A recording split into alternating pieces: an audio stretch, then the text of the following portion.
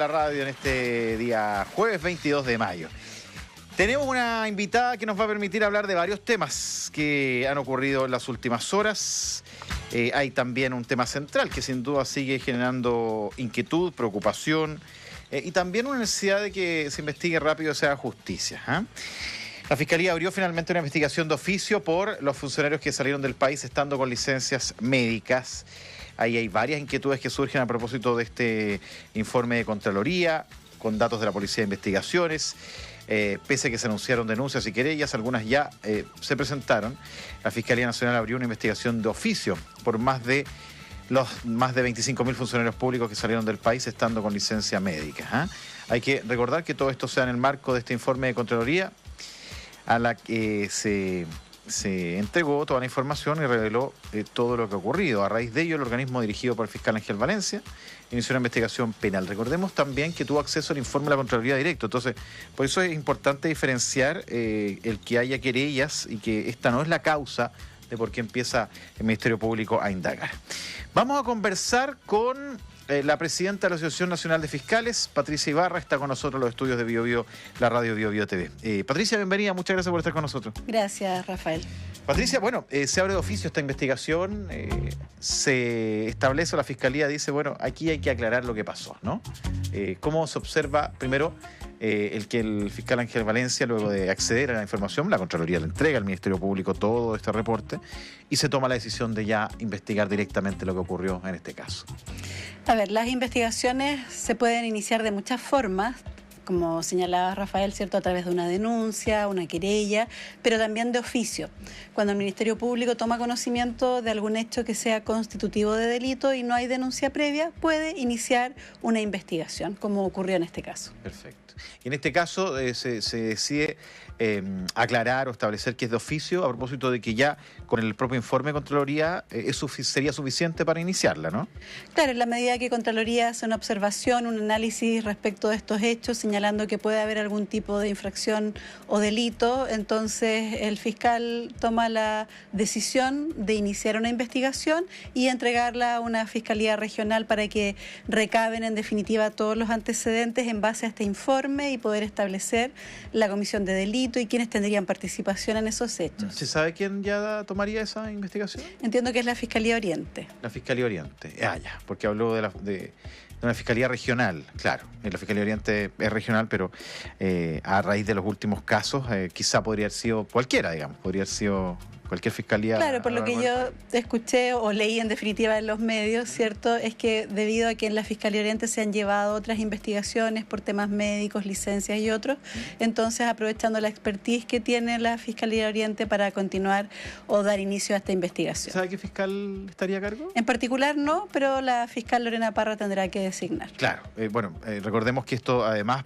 ya tiene un elemento, hoy día lo revela BioBio Chile, que da cuenta de hace un tiempo una suerte de organización de diferentes médicos, algunos extranjeros, se dedicaban a vender las licencias, que es otra patita, digamos, de esta situación, e incluso en algunos ya habrían coincidido estas licencias médicas en entregárselas a personas principalmente de Junji, entre otras reparticiones, que ya también se establece este vínculo.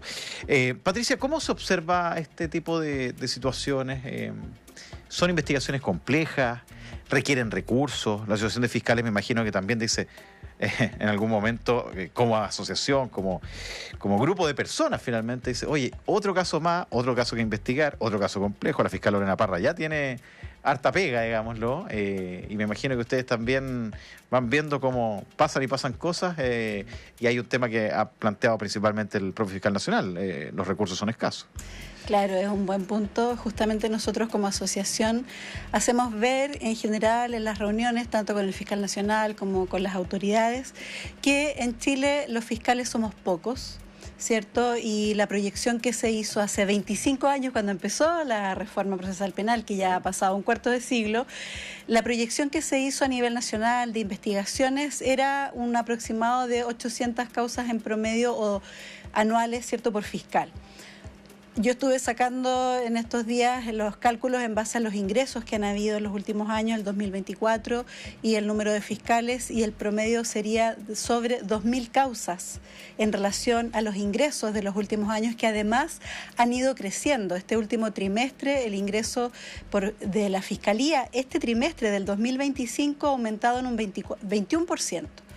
Entonces, en relación a los estudios que han habido el año 2022, el aumento ha sido exponencial, ha sido crítico y lamentablemente como sociedad vamos atrás incluso en los proyectos, porque hay un proyecto de ley para fortalecer el Ministerio Público que está actualmente en discusión en el Congreso, y ese proyecto que presentó el gobierno el año 2023 aumenta la dotación de fiscales solamente en 205 persecutores, pero los estudios de esa época hablaban de 495. Entonces yo digo, esos estudios en base a los ingresos del Ministerio Público el año 2022 claramente están desfasados, estamos atrasados, y ahora el 2025 el ingreso a nivel nacional ha aumentado en comparación a esos años un 22%. Entonces, claramente afecta que se asignen estas causas. Tenemos que investigar.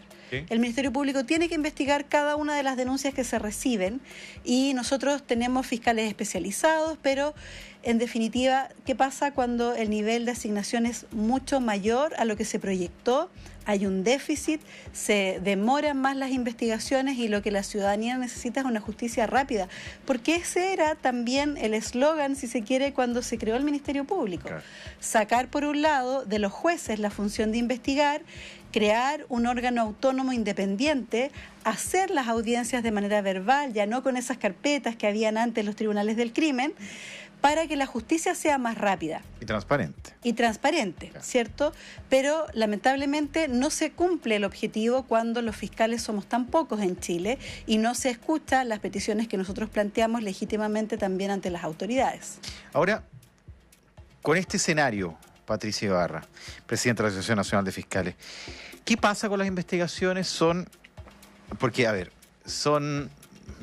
voy a plantearlo así, usted me podría corregir o plantear otro concepto, pero son de menor calidad, son más lentas, son incompletas, son podríamos decir, sin encontrar el equilibrio justo, valga el concepto de justicia. ¿Cuál es la principal consecuencia de esta situación de precariedad que describe la Fiscalía que existe? Yo no diría que las investigaciones son de menor calidad, yo diría que hay que priorizar. ¿Cierto? ¿Ya? Hay que tener delitos que son más graves, que hay que priorizar, que hay que destinar los recursos, ¿cierto?, a aclarar esos hechos. O sea, se investigan menos cantidad de cosas. En definitiva, hay que hacer como una clasificación, ¿cierto?, de ciertos delitos que tal vez, si tuviésemos más recursos, podrían aclararse. Pero no se logra reunir medios de prueba suficientes. Estamos hablando, por ejemplo, de aquellos delitos donde no hay imputados conocidos. En cambio, en aquellos delitos donde sí hay imputados conocidos, tenemos que dedicarnos y lograr, en definitiva, obtener sentencias para esos hechos que son más graves.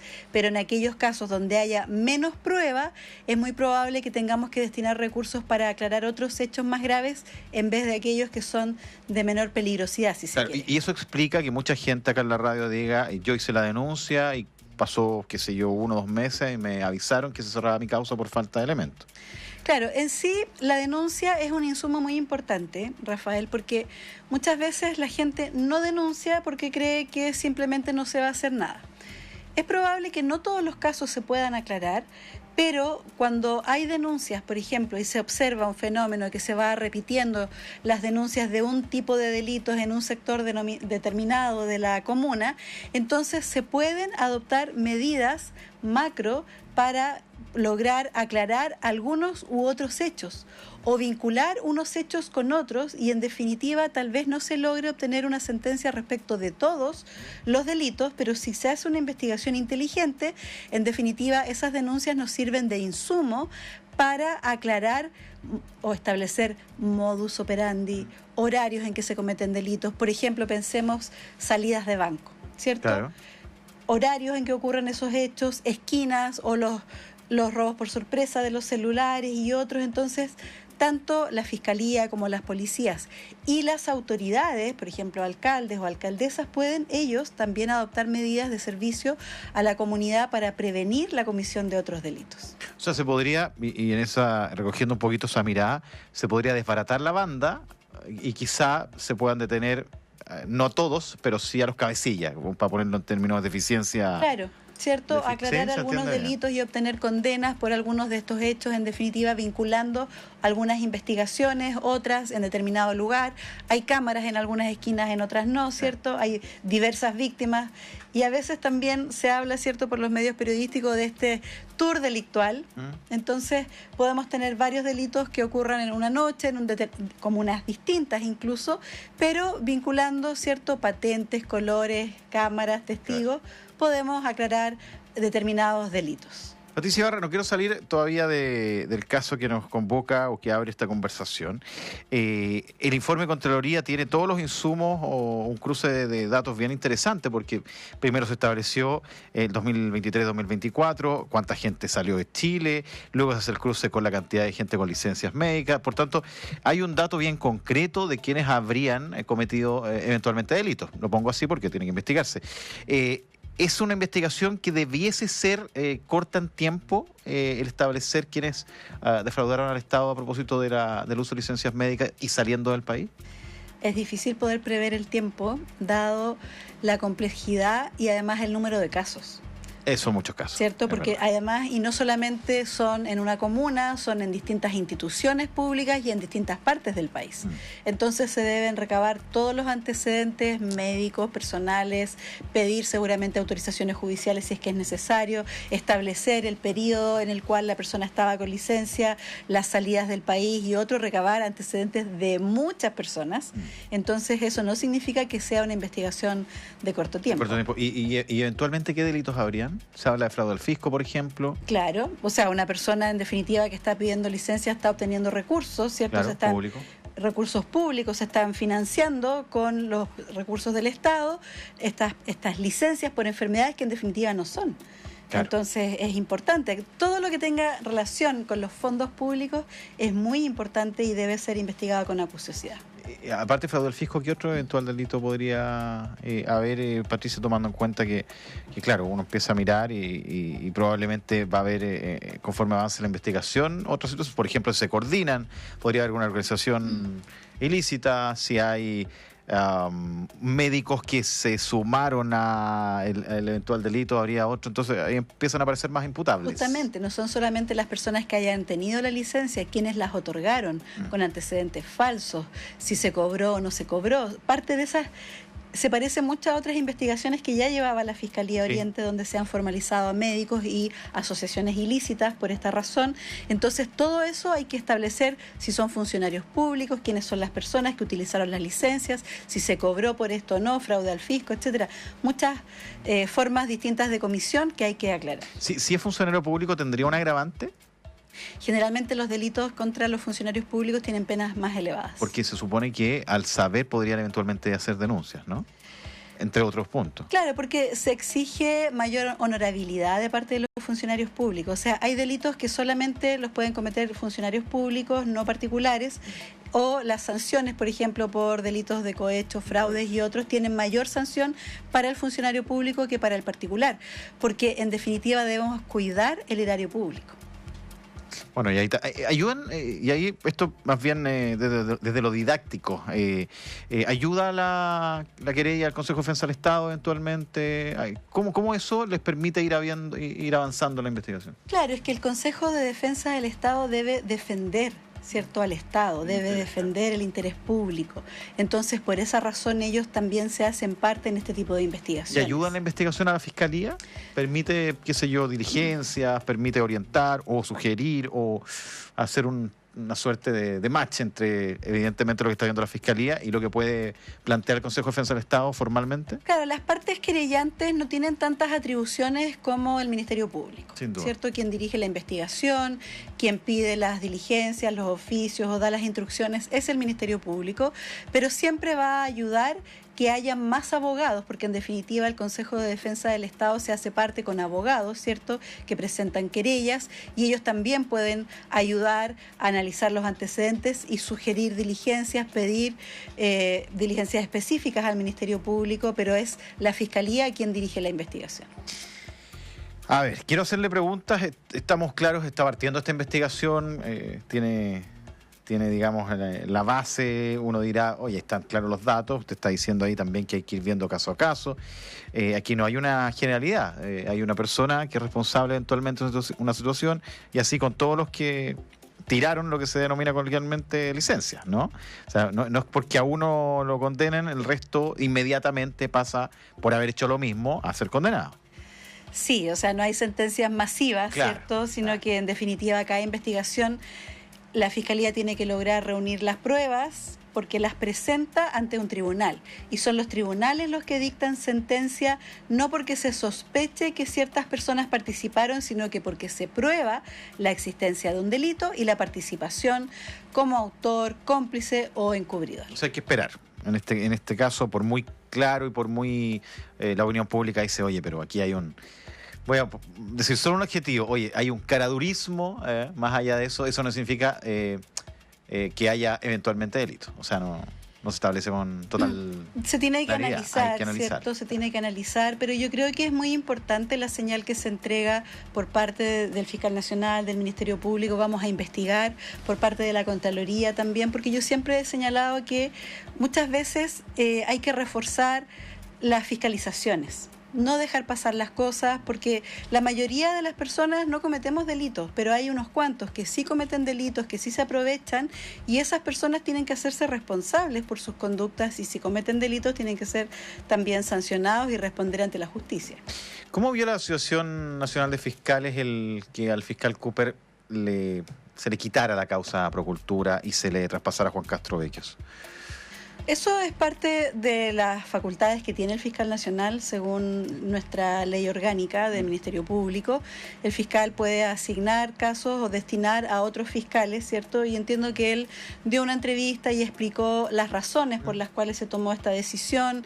El fiscal Cooper va a seguir investigando otros casos. Esto sigue también en tramitación, tanto la causa principal como todo lo relacionado con este recurso de amparo que se presentó, que ahora se apeló. Entonces, estando dentro de las facultades del fiscal nacional, nosotros vemos que es él quien tiene que explicar, y ya lo hizo, ¿cierto?, las razones por las cuales tomó esta decisión. Pero no hay una preocupación de, qué sé yo, alguna suerte de desconfianza del trabajo que está haciendo a propósito del pronunciamiento de la Corte de Apelaciones de Antofagasta diciendo que una intervención donde aparece el presidente Boric habría sido ilegal?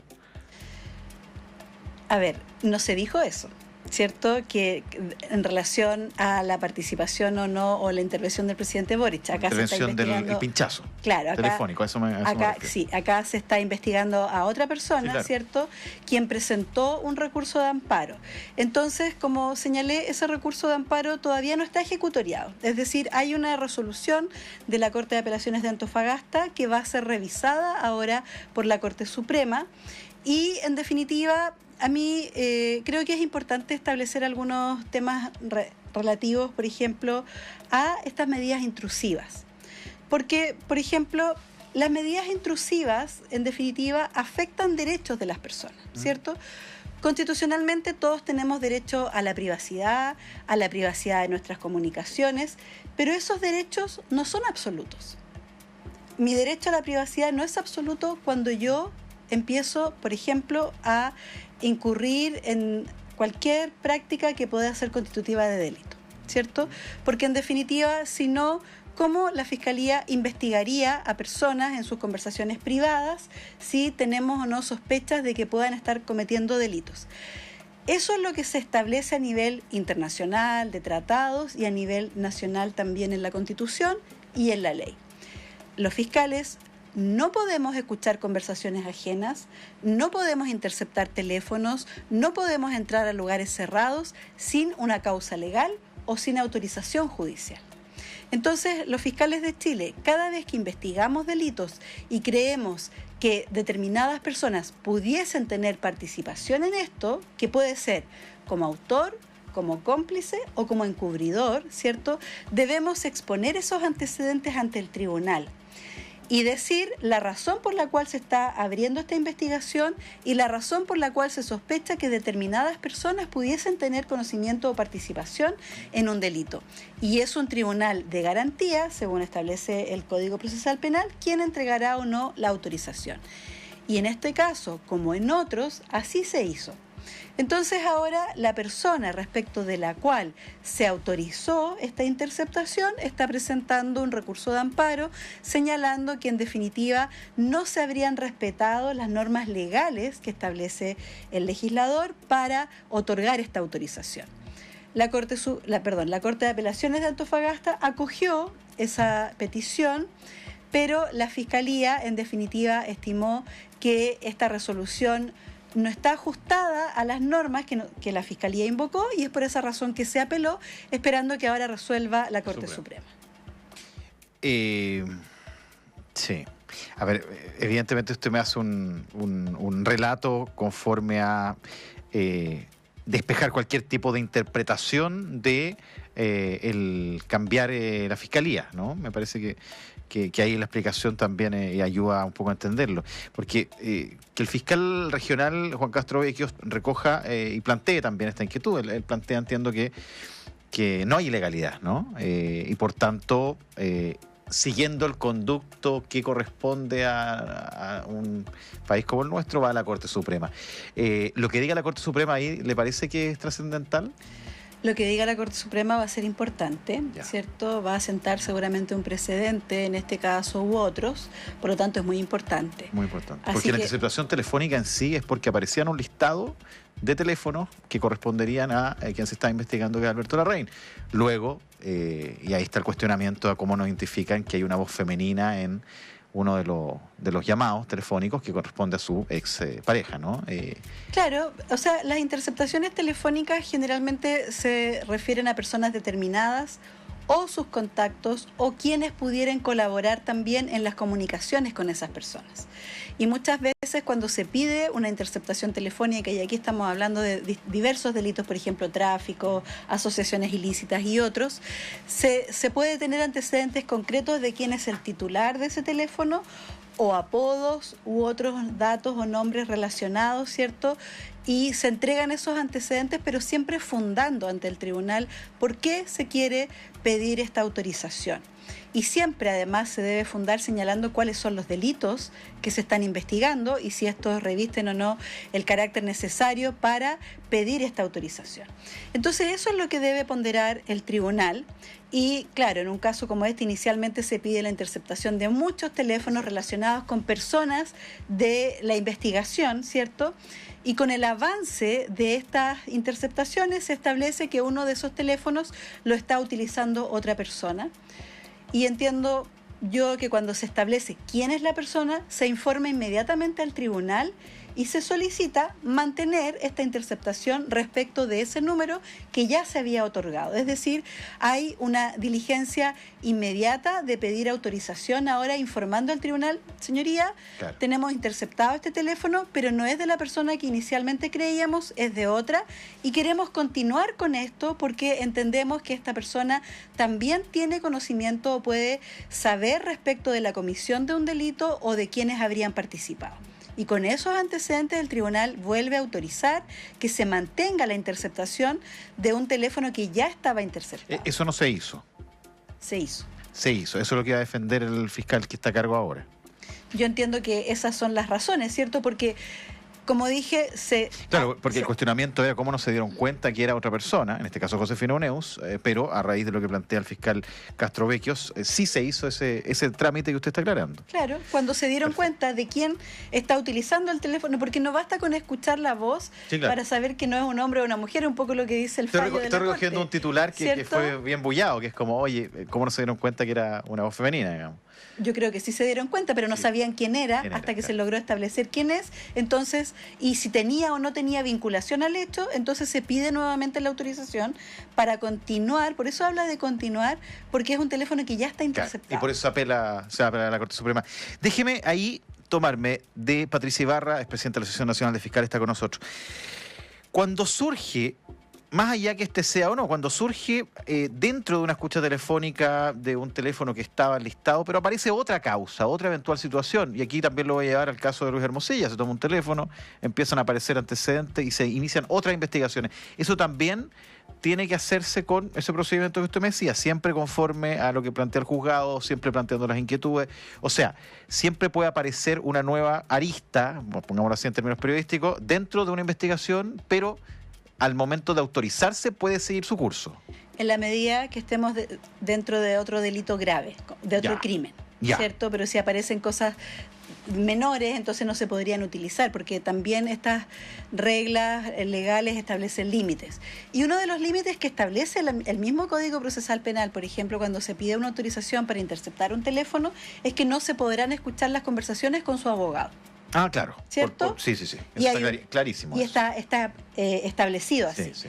Entonces son límites que ya establece el por derechos legislador. profesionales ese concepto. El secreto profesional que tienen justamente los abogados, los confesores, los médicos y también los periodistas. Sí, también los periodistas. ¿El financiamiento de campañas políticas podría surgir dentro de estas chats y ser investigado o no se considera como de gravedad? Yo creo que sí es un hecho grave, ¿cierto?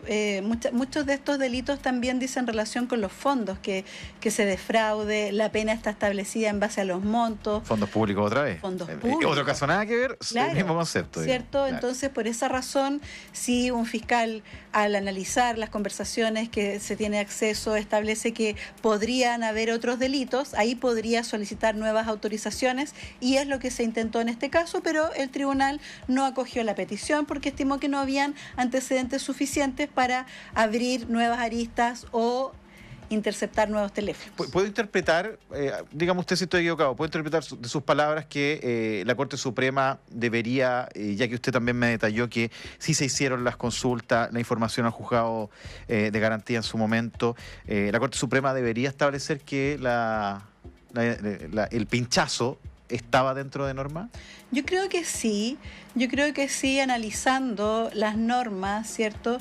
Analizando, por ejemplo, que una persona puede tener conocimiento de un hecho y ser autor, cómplice o encubridor, ¿cierto? No es solamente quien tome participación directa en un delito quien sea imputado. Un imputado también puede ser un cómplice o puede ser un encubridor, y eso es parte de lo que se estableció también, entiendo yo, en los alegatos en la Corte, en este caso, que esa es la calidad respecto de la persona a quien se estaba interceptando este teléfono. ¿Y a quien se investiga es irrelevante si tiene un cargo público de primera línea o es un funcionario de, no sé, 10ª categoría?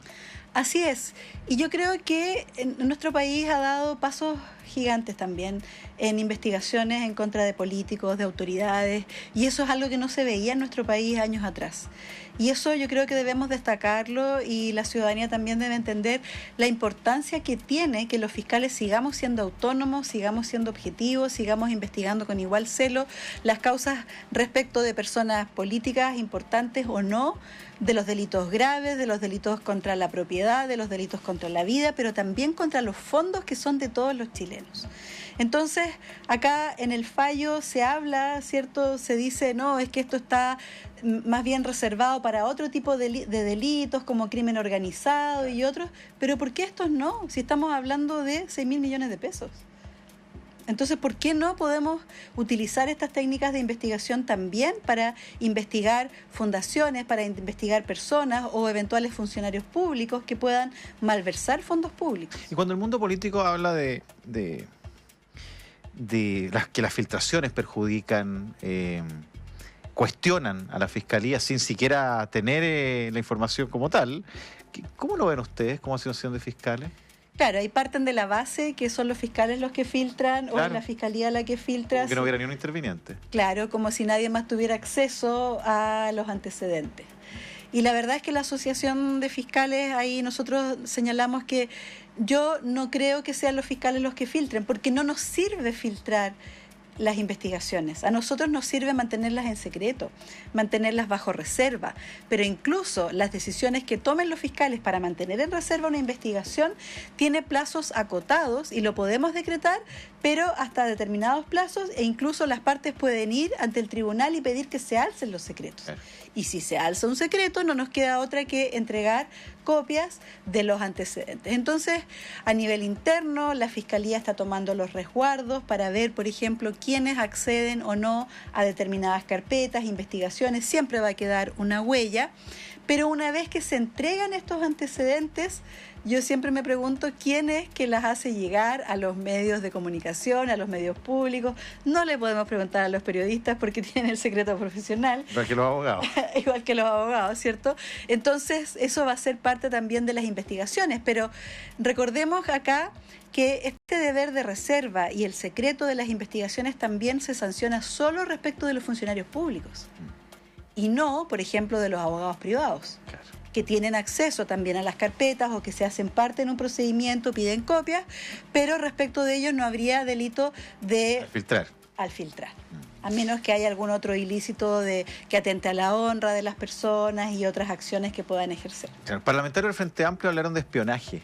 ¿Qué les pareció a los fiscales? Sí, no, yo no estoy de acuerdo con esa interpretación. Yo creo que es grave hablar de espionaje, porque ¿qué es el espionaje? O sea, estamos hablando de figuras que puedan atentar contra el Estado, ¿cierto? Contra un gobierno en general. Son figuras graves que claramente no es eso lo que se está haciendo acá. Se están investigando eventuales delitos de fraude al fisco, ¿cierto? Y otros hechos, y eso es lo que hay que establecer y aclarar, pero en ningún caso creo que sería una especie de pero es molesta, da lata, no sé, genera algo en la situación, me imagino que lo comentan.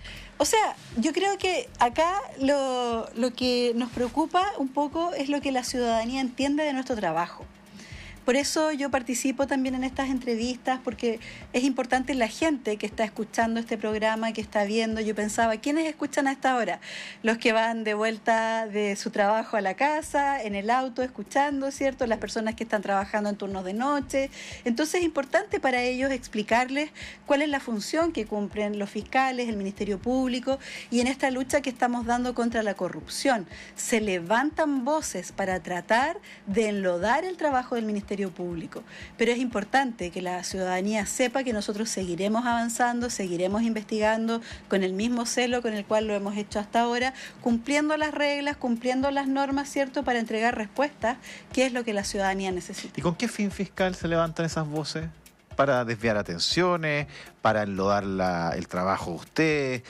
¿Para explicar, cautivar, convencer a eventuales votantes, en todas las anteriores? Puede ser muchas, pueden ser todas las anteriores, ¿cierto?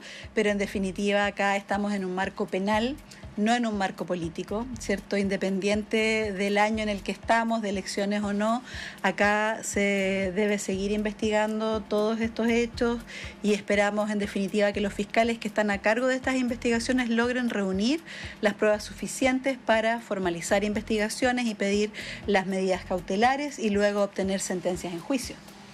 Patricia Ibarra, tenemos varios parlamentarios desaforados. Por ahí se adelanta que el propio Joaquín Lavín León podría ser pronto pedida su desafuero para formalizarle cargo.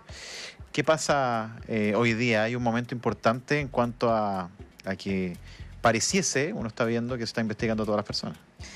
Claro, nosotros como país nos jactábamos que éramos un país bajo en niveles de corrupción. Y yo creo que tal vez no se sabía, no se denunciaba o no se investigaba. Entonces, en la medida que estos hechos empiezan a conocerse, yo creo que es un remesón también para las personas que quieran ejercer cargos de autoridad, cargos políticos, deben saber y debemos elegir también a personas que sean correctas, que cumplan con los estándares que establece la ley, o sea, que utilicen los fondos adecuadamente y no haya desviación, no haya inflación de gastos, ¿cierto? Porque en definitiva el tema del uso de los dineros es muy importante, porque todos estos dineros que se defraudan al fisco producen un déficit en otras áreas, como la salud, la educación y aquellas que las personas necesitan. Pero Y comprendiendo eso, por ejemplo, hoy día, y a la luz de lo que ha salido en el último tiempo, ¿no podría haber un caso como el de Penta donde salen fiscales producto de negociaciones que muchos años después se subieron, a propósito de lo que se ha sabido de las conversaciones de Manuel Guerra con Luis Hermosilla, por ejemplo? Eso también es parte de una investigación actual, ¿cierto? O sea, nosotros esperamos que no hayan casos nuevamente de esa naturaleza, se tienen que tomar las medidas por parte del fiscal nacional para que toda decisión que adopte un fiscal regional, hay propuestas también de modificaciones legales respecto de instrucciones que pueda dar el fiscal nacional, justamente a propósito de lo que ocurrió en esos casos. La ciudadanía lo que espera es que se sancione a quien corresponda, independiente del rango, independiente del estatus, independiente del cargo, y eso es lo que estamos viendo, cosa que nuestro país no estaba acostumbrado, pero creo que estamos dando una buena señal. Patricia Ibarra, le quiero agradecer haber venido. No sé si hay algún concepto que le gustaría completar, ya que le he ido preguntando de varias situaciones y me imagino que también ahí, como presidente de la Asociación Nacional de Fiscales, habrá una mirada general de lo que estamos viviendo, ¿no? Sí, yo agradezco, Rafael, la invitación, la conversación transparente, ¿cierto?, amena, de poder dar nuestro punto de vista a la ciudadanía y lo que conversábamos al principio, que son los temas que nos interesan a nosotros como asociación, como presidenta de la asociación, que son relativas al fortalecimiento del Ministerio Público, a la seguridad de los fiscales, a tener cuidado también con nuestros equipos de trabajo. Nosotros estamos reuniéndonos con diversas autoridades del Ministerio Público. Yo estoy visitando las fiscalías regionales, las regiones también, para ver la realidad de todo nuestro país, porque desde Arica a Punta Arenas hay fiscales que investigan incansablemente y trabajan por una respuesta más adecuada y por la paz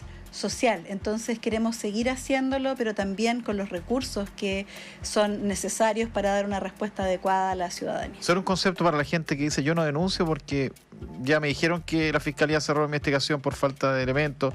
Me preguntan si conozco a la persona, si le tomé fotos, en fin. A esa gente que dice no denuncio porque la Fiscalía no investiga, ¿qué le podría decir? Lo que conversábamos delante, ¿cierto? Haga la denuncia, porque esa denuncia es un insumo para nosotros y nos va a servir para investigar hechos similares, para establecer patrones, para ver si hay otras víctimas relacionadas, ¿cierto? Y puede servir tal vez incluso para otra víctima o para prevenir hechos futuros. Y eso también es importante. Patricia Ibarra es presidenta de la Asociación Nacional de Fiscales. Muchas gracias por venir a la radio. Estamos en Vivo TV en gran parte del país y también esta conversación me parece que puede servir para comprender desde adentro y también saber, ante los cuestionamientos que uno puede hacer de las investigaciones, comillas, más personales de la gente, el por qué ocurren, por qué se le avisa a la gente, oye, no hay antecedentes, se cierran las causas. Y agradecemos, por cierto, el que además, estando en los estudios de la radio, no haya pauta previa, sino que hay una conversación que me parece que puede ser